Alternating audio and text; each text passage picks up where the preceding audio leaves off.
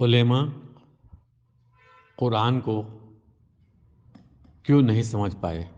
مشہور عالم حسن البنا، مولانا مودودی، علامہ اقبال، ڈاکٹر اسرار، مولانا محمود الحسن، ڈاکٹر ذاکر اور دوسرے بہت سے عالم قرآن سے پیس اور روحانیت کی بات کو اخذ نہ کر سکے۔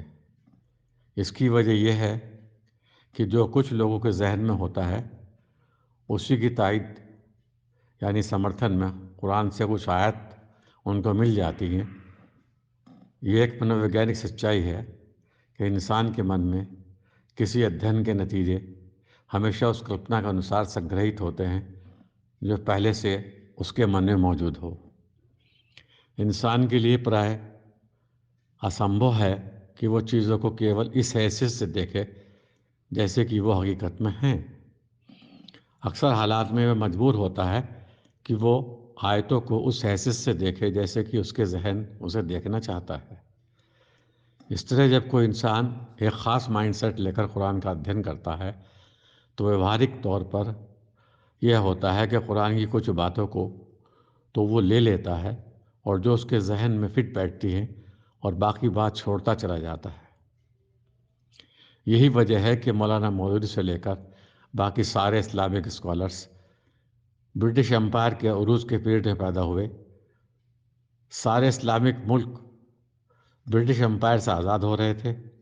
یہ پیریڈ غلامی سے باہر آ کر نئی سویلائزیشن اختیار کرنے کا تھا، لیکن ان عالموں نے لوگوں کو نظام مصطفیٰ قائم کرنے کے نام پر فساد اور وائلنس میں ڈال دیا۔ حالانکہ قرآن میں اسلامی حکومت قائم کرنے کا کوئی حکم انہیں نہیں ملا، لیکن انہوں نے پورے قرآن کا ایکسپلینیشن میں اسلام کو ایک پولیٹیکل امپائر بنانے میں کسر نہیں چھوڑی، یہاں تک کہ انہوں نے حضرت حسین کو بھی اپنے مشن میں شامل کر لیا۔ اس کا نتیجہ 50 سے زیادہ مسلم ملکوں میں حکمران اور عوام کے بیچ جنگ چھڑ گئی جو آج بھی جاری ہے، یعنی تمام دنیا میں بدامنی پھیل گئی۔ ایک دارشنک نے ان حالات کو دیکھتے ہوئے کہا کہ پوری دنیا کے 150 کروڑ مسلم کو اگر ایک باکس میں بند کر کے پیسیفک اوشین میں ڈال دیا جائے تو پوری دنیا چین کی سانس لے گی۔